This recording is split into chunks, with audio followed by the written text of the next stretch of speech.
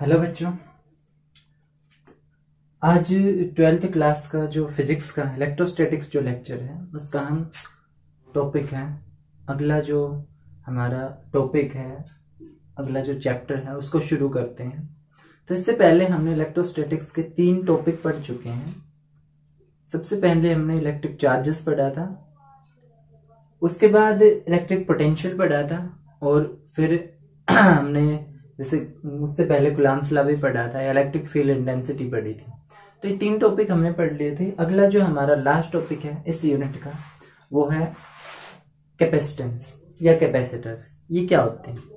तो कैपेसिटर क्या होते हैं, जैसे कि हमने इलेक्ट्रिक फील्ड इंटेंसिटी पढ़ा था उसके अंदर चार्ज होता था, पोटेंशियल पढ़ा था उसके अंदर भी चार्ज होता था। तो इस तरह के हमने कुछ ना कुछ फॉर्मूले पढ़े थे।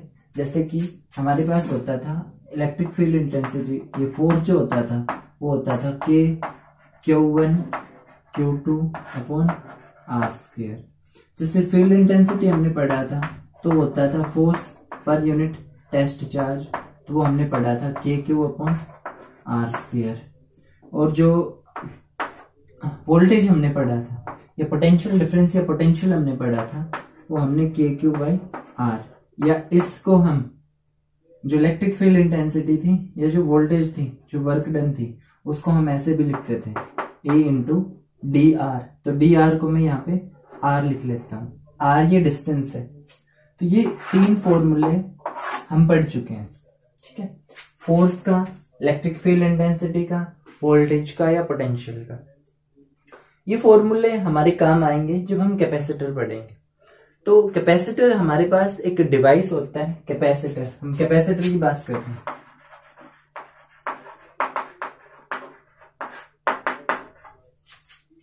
कैपेसिटर मेनली जिसको तुम कंडेंसर बोलते हो, पंखे के अंदर, फैन के अंदर, या और जितने भी हमारे पास एक फोटोग्राफिक कैमरा होता है फ्लैश वाला, तो उसके अंदर भी कैपेसिटर यूज होता है।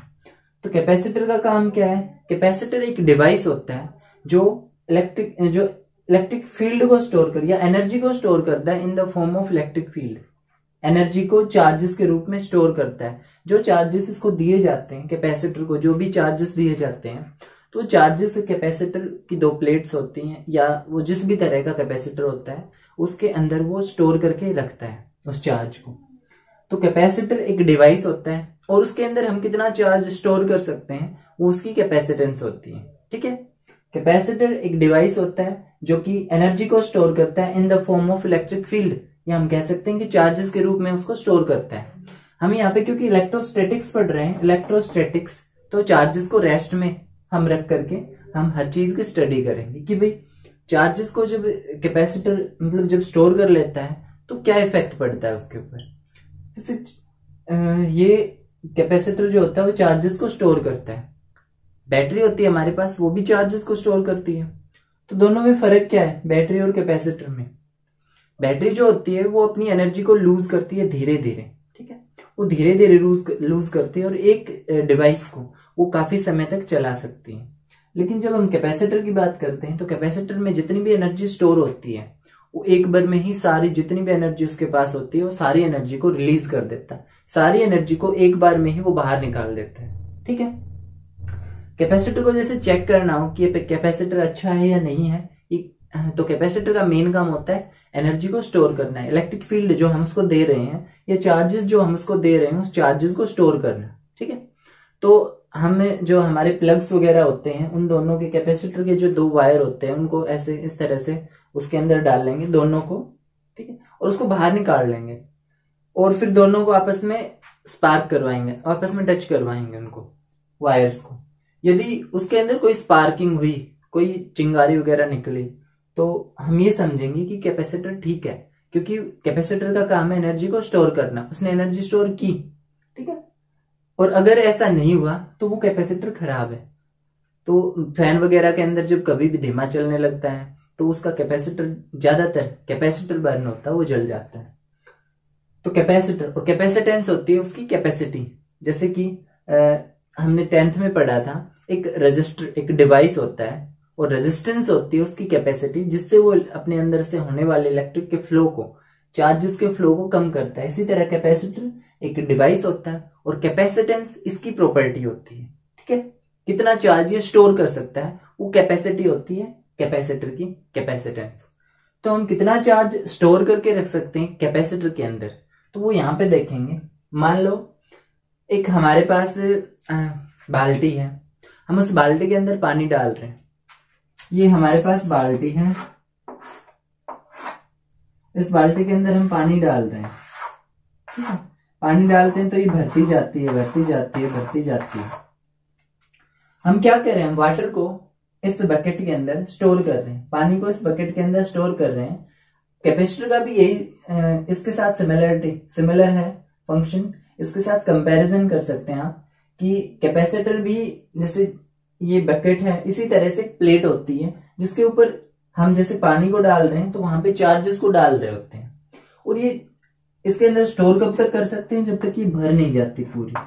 ठीक है, बकेट पूरी फुल नहीं हो जाती, बकेट पूरी भर नहीं जाती, तब तक हम उस वाटर को उसके अंदर स्टोर कर सकते हैं। जैसे ही हमने, जैसे मान लो इसकी जो डेंसिटी है बाल्टी की, बकेट की, वो 100 है।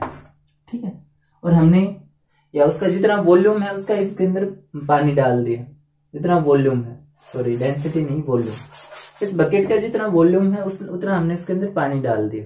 ठीक है, यदि एक बूंद और डाल देंगे उसके वॉल्यूम से ज्यादा, तो वो पानी बाहर निकलना शुरू हो जाएगा, और वो जो पानी है जो बाहर निकल रहा है वो हमारे किसी काम का नहीं है। ठीक है, तो वो जितनी भी एनर्जी होगी वो वेस्ट हो जाएगी। हम इसके अंदर कैपेसिटर के अंदर एनर्जी को कब तक स्टोर कर सकते हैं, तो जब तक वो प्लेट जो होती है उसकी पूरी तरह से भर नहीं जाती। पूरी तरह से भरने का मतलब है कि यहाँ पे हम मान लेते हैं कि ये एक हमारे पास कोई कंडक्टर है। ठीक है, ये कंडक्टर है। अब हम इस कंडक्टर को चार्जेस दे रहे हैं, चार्ज, तो ये कुछ इस तरह से चार्ज हो गया, हमने इसको चार्ज दी। ठीक है, ये कब तक चार्ज इसको देते रहेंगे हम, जब तक, मान लो ये एयर है, इसके बाहर का जो मीडियम है उस मीडियम को हमने देखना है। तो मीडियम देखो कि ये वैक्यूम है, एयर है, या कोई और मीडियम है, क्योंकि ये जो चार्जेस है जो हम उसको दे रहे हैं वो उन्हीं के ऊपर डिपेंड करता है कि वो जो कंडक्टर है वो किस मीडियम के अंदर रखा है, किस माध्यम के अंदर रखा है। वो वैक्यूम के अंदर रखा है, एयर के अंदर रखा है, या किसी और मीडियम के अंदर, वाटर के अंदर, या किसी भी चीज के अंदर रखा है। तो यहाँ पे एयर के मॉलिक्यूल होते हैं, उन मॉलिक्यूल्स के अंदर हमने बताया था कि पॉजिटिव और नेगेटिव चार्जेस दोनों होते हैं, एटम से मिलकर के बनते हैं। न्यूक्लियस के अंदर पॉजिटिव चार्ज, इलेक्ट्रॉन्स उसके बाहर चक्कर लगाते रहते हैं। तो ये होगा क्या, जब मान लो हमने एक चार्ज एक्स्ट्रा दे दिया इसको, इसकी वॉल्यूम से ज्यादा अगर चार्ज दे दिया, इसके एरिया से जितना इसका एरिया है, क्योंकि ये प्लेट है जो कंडक्टर के ऊपर हम यहाँ पे बात करेंगे। यहाँ पे वॉल्यूम की बात इसलिए की थी क्योंकि पानी इसके अंदर स्टोर हो रहा था। यहाँ हमें कैपेसिटर की बात इसलिए कर रहे हैं, कैपेसिटर के अंदर सरफेस की बात इसलिए कर रहे हैं क्योंकि ये कंडक्टिंग मेटल्स होती हैं, कंडक्टिंग, और इन दोनों के ऊपर जो चार्ज होता है वो चार्ज उसकी सरफेस पे पाया जाता है, अंदर नहीं पाया जाता। तो यहाँ पे हम सरफेस की बात करेंगे। तो यदि इस सरफेस के ऊपर और एक्स्ट्रा चार्ज डालेंगे इसकी सरफेस एरिया से ज्यादा, तो क्या होगा, यहाँ पर ये पॉजिटिव चार्ज, ये चार्जेस बाहर निकलेंगे, और ये जो आयंस हैं, इस चार्जेस की वजह से इस आयन को एनर्जी मिलेगी। ये जो मॉलिक्यूल है एयर का, इसको एनर्जी मिलेगी, और हम क्या कर दिया, अब इसका मॉलिक्यूल जो है चारों तरफ एयर के पार्टिकल्स होंगे चारों तरफ। और हमने ये पढ़ा था आयोनाइजेशन एनर्जी क्या होती है। तो आयोनाइजेशन एनर्जी वो एनर्जी होती है, यदि हम किसी भी इलेक्ट्रॉन को दें तो वो जो इलेक्ट्रॉन्स है वो अपनी ऑर्बिट छोड़ के बाहर निकल जाता है। ठीक है, तो वो आयोनाइजेशन एनर्जी होगी। मतलब ये जो एटम है, ये जो मॉलिक्यूल है, कोई भी है ये एयर का, ये आयन में कन्वर्ट हो गया।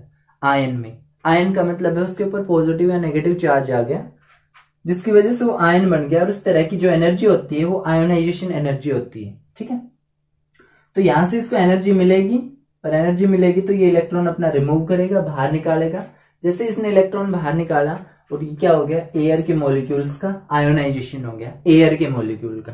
ठीक है, तो यहाँ पे हम ये कह सकते हैं कि कैपेसिटर के एक कंडक्टर हमारे पास, उस कंडक्टर को या उस सरफेस को जो भी हम ले रहे हैं उसको कब तक हम एनर्जी दे सकते हैं, कब तक, जब तक वो उसके जो पार्टिकल्स हैं या उसके अंदर जो चार्जेस हैं इतनी एनर्जी उसको दे सकते हैं कि जब तक वो एयर का आयोनाइजेशन नहीं कर देता, आयोनाइजेशन प्रोसेस जब तक स्टार्ट नहीं हो जाती या इसके अंदर से जो चार्ज बाहर निकलना शुरू हुआ तो इसको बोलते हैं लीकेज प्रोसेस। लीकेज कि भाई लीक हो रहा है, चार्ज लीकेज हो रहा है, ठीक है। तो इस लीकेज की प्रोसेस को हम बोलते हैं यहाँ पे कि यहाँ पे चार्ज कब तक दे सकते हैं, जब तक लीकेज की प्रोसेस स्टार्ट नहीं होता है या आयोनाइजेशन नहीं हो जाता एयर के मॉलिक्यूल का, तब तक हम उसको चार्ज देते रहेंगे। जैसे ही हमने ज्यादा चार्ज दिया इसको तो क्या होगा, ये एयर के मॉलिक्यूल का आयोनाइजेशन हो जाएगा और हमारे ये चार्जेस कोई काम नहीं आएगा। हम जितना भी इसको चार्ज देते रहे ये क्या करेगा, ये हमें इस के अंदर जितना स्टोर है उतना स्टोर रहेगा, बाकी इसको ये लीकेज होता रहेगा, बाहर निकलता रहेगा। जैसे इस बकेट के अंदर हम पानी डालते रहेंगे, कब तक, जब तक ये भर नहीं जाते, ठीक है। और ज्यादा डालेंगे तो ये नीचे निकलता रहेगा, लीकेज होती रहेगी। अब हमारे ये नीचे निकला हुआ पानी कोई काम का नहीं, इसलिए हम इसको और भर नहीं सकते, ज्यादा चार्जेस को वेस्ट नहीं कर सकते हैं। तो जो हम बात करेंगे वोल्टेज की और यहाँ पे इलेक्ट्रिक फील्ड की। यहाँ पे देखो इस पॉजिटिव चार्जेस की वजह से फील्ड की डायरेक्शन इस तरफ जितना जितना हम ज्यादा चार्ज देते जाएंगे, जितना ज्यादा चार्ज देते जाएंगे उतनी इस फील्ड की जो स्ट्रेंथ है इलेक्ट्रिक फील्ड की वो बढ़ती जाएगी। मतलब इससे हमारे पास एक फॉर्मूला, जितना हम इसको चार्ज देंगे उतना ही उसकी इलेक्ट्रिक फील्ड इंटेंसिटी बढ़ेगी या उतना ही उसका वोल्टेज बढ़ेगा, हम ये कह सकते हैं, ठीक है। Q is directly proportional to V. Q यहाँ पे चार्ज है, जितना हम उसको चार्ज देंगे उतना ही ज्यादा इसके अंदर पोटेंशियल यानी इलेक्ट्रिक फील्ड इंटेंसिटी बढ़ती जाएगी। हमने पोटेंशियल का ग्रेडियंट पढ़ा था वहां पे। और इस प्रोपोर्शनलिटी के साइन को हटाने के लिए हम एक कांस्टेंट यूज करते हैं। वो कांस्टेंट डिपेंड करता है कि ये क्या है, ये चीज क्या है, इस एरिया के अंदर कितनी कैपेसिटी है जो ये चार्ज को स्टोर कर सकता है। अब जितना चार्ज देंगे उतना पोटेंशियल इसका बढ़ता जाएगा। और इस प्रोपोर्शनलिटी के साइन को हटाएंगे तो क्या इज इक्वल टू सी। ये प्रोपोर्शनलिटी का कांस्टेंट है सी, और इसी को बोलते हैं capacitance. Capacitance of a capacitor ये हो जाएगा Q बाई V, ठीक है। Q is equal to C V और C is equal to Q by V। ये हमारे पास फॉर्मूला आ गया कैपेसिटेंस का, ठीक है। तो ये हमारे पास फॉर्मूला आ गया कैपेसिटेंस का। कैपेसिटेंस ये क्या होती है, प्रॉपर्टी होती है कैपेसिटर की, कितना चार्ज इसके अंदर हम स्टोर कर सकते हैं उसकी कैपेसिटी होगी। तो यहां पर हमने देखा कि कैपेसिटेंस है वो डायरेक्टली प्रोपोर्शनल है। यहाँ पे जो कैपेसिटेंस है वो Q और V, यहाँ पे ये इक्वल आ रहा है कि ये डायरेक्टली प्रोपोर्शनल हो गया Q के और इनवर्सली प्रोपोर्शनल हो गया V के। तो यहाँ इसका मतलब क्या है, यहाँ पर ये इसका मतलब ये नहीं है कि कैपेसिटर चार्ज के ऊपर डिपेंड करेगा या वोल्टेज के ऊपर कैपेसिटेंस इसकी डिपेंड करेगी, नहीं। कैपेसिटेंस ये एक प्रॉपर्टी होती है कैपेसिटर की कि वो कितना चार्ज स्टोर करके रख सकता है। तो चार्ज पे इसका कोई इफेक्ट नहीं पड़ेगा, चार्ज का कैपेसिटेंस के ऊपर कोई इफेक्ट नहीं पड़ेगा। कैपेसिटेंस सिर्फ इसको रिप्रेजेंट करती है कि यदि हमने यूनिट वोल्टेज के अंदर, यूनिट वोल्ट पोटेंशियल के अंदर हम कितना चार्ज इसके अंदर स्टोर कर सकते हैं तो वो कैपेसिटेंस होती है। यहां पे हम इसकी डेफिनेशन लिख सकते हैं, किसी भी कंडक्टर के अंदर unit voltage, unit volt potential के अंदर हम कितना कूलाम चार्ज हम स्टोर करके रख सकते हैं वो होता है हमारा कैपेसिटर या कैपेसिटेंस। यहाँ पे देखो कैपेसिटेंस की जो यूनिट होती है वो यूनिट होती है, जैसे चार्ज की यूनिट हो गई कूलाम और वोल्टेज की यूनिट हो गई वोल्ट, ये हो जाएगी CV इनवर्स। या जिस साइंटिस्ट ने इसकी स्टडी करके और ये इक्वेशन दी थी, ये फॉर्मूला दिया था, कैपेसिटर के बारे में बताया था, कैपेसिटर का प्रिंसिपल दिया था, उसी के नाम पर इसकी हम यूनिट रख देते हैं। हम नहीं, वो उन्होंने ही रखी थी। इसका नाम था माइकल फेराडे और इस कैपेसिटेंस की जो यूनिट रखी थी CV इनवर्स, CV इनवर्स, और उसी को बोलते हैं फेराडे।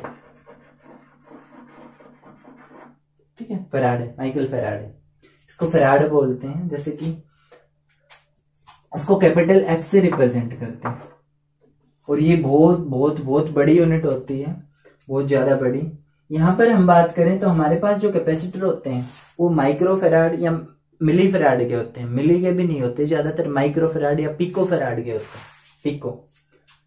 तो उनके अंदर यदि मैं आपसे पूछूं कि एक हमारे पास 100 फैराड का, एक 10 फैराड का और एक 50 फैराड का, 3 कैपेसिटर है हमारे पास, सबसे अच्छा कैपेसिटर कौन सा रहेगा? सबसे अच्छा कैपेसिटर, इसका मतलब है कि यूनिट वॉल्यूम के अंदर ना, यूनिट पोटेंशियल के अंदर कितना चार्ज स्टोर कर सकता है, वही सबसे अच्छा कैपेसिटर होता है। उसकी कैपेसिटेंस, उसकी कैपेसिटी अच्छी होनी चाहिए, वो ज्यादा चार्ज स्टोर करके रख सके यूनिट वोल्टेज के अंदर।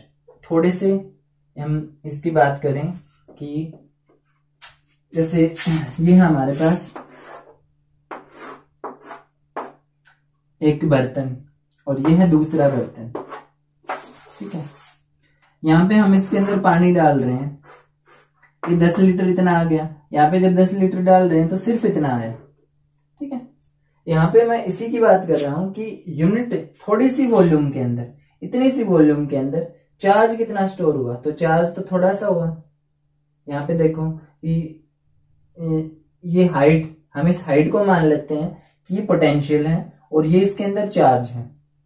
अब इस हाइट को यहाँ पे मान लेते हैं पोटेंशियल है, तो यहाँ पे यूनिट थोड़े से पोटेंशियल के अंदर, थोड़े से वोल्ट पोटेंशियल के अंदर कितना चार्ज स्टोर हो रहा है, तो चार्ज तो बहुत ज्यादा स्टोर हो रहा है। इसके अंदर यदि बात करें यूनिट पोटेंशियल के अंदर, तो यूनिट पोटेंशियल तो इतना सा होगा, तो इतने पोटेंशियल के अंदर हम कितना चार्ज स्टोर करेंगे, तो इसके अंदर सिर्फ थोड़ा सा ही होगा। तो हमारे पास बेस्ट कैपेसिटर कौन सा है? ये वाला, तो इसकी यूनिट है फैराडे। तो यहां पर हम बात कर रहे थे कि इन तीनों कैपेसिटर में से कौन सा कैपेसिटर अच्छा रहेगा। तो सीधी सी बात है, ये 100 फैराड का जो कैपेसिटर है वो अच्छा रहेगा, फिर उसके बाद 50 का, फिर 10 का, क्योंकि ये यूनिट वोल्टेज के अंदर, यूनिट पोटेंशियल के अंदर 100 कूलम्ब चार्ज को स्टोर कर रहा है। यूनिट पोटेंशियल के अंदर 100 कूलम्ब चार्ज को स्टोर कर रहा है, ये 10 कूलम्ब चार्ज को स्टोर कर रहा है और ये 50 कूलम्ब चार्ज को स्टोर कर रहा है। तो यहाँ पे हमें कैपेसिटेंस जो होती है, हम कैपेसिटर अच्छा वही लेते हैं जो ज्यादा चार्ज को स्टोर करके रख सकता है। तो हमारे लिए जो सबसे अच्छा कैपेसिटर रहेगा वो यही रहेगा। बाकी कैपेसिटर हम देखते हैं कि किस चीज के लिए यूज होते हैं। अगर इलेक्ट्रिक सिस्टम के लिए यूज कर रहे होते हैं तो थोड़ा सा हमको ज्यादा, और अगर इलेक्ट्रॉनिक सिस्टम के लिए हम यूज कर रहे हैं, इलेक्ट्रॉनिक के अंदर होता है क्या है, डीसी वोल्टेज हम यूज करते हैं, तो उसके अंदर कैपेसिटेंस जो होती है, कैपेसिटर जो होते हैं वो छोटे छोटे होते हैं, माइक्रो या पिको फैराड के अंदर होते हैं, ज्यादातर माइक्रो के अंदर होते हैं। वहां पर हम इतने बड़े कैपेसिटर नहीं ले सकते क्योंकि इनके अंदर इतनी ज्यादा एनर्जी स्टोर हो जाती है कि वो उस इलेक्ट्रॉनिक सिस्टम को डैमेज कर देते हैं, उनको खराब कर देते हैं, उनको हम वहां पे शॉर्ट सर्किट हो जाता है। जैसे हम बात कर रहे हैं कि कैपेसिटर का यूज क्यों होता है, तो हमने बताया था कि पंखे के अंदर या फोटोग्राफिक जो कैमरा होता है फ्लैश लाइट वाला, उसके अंदर हम यूज करते हैं।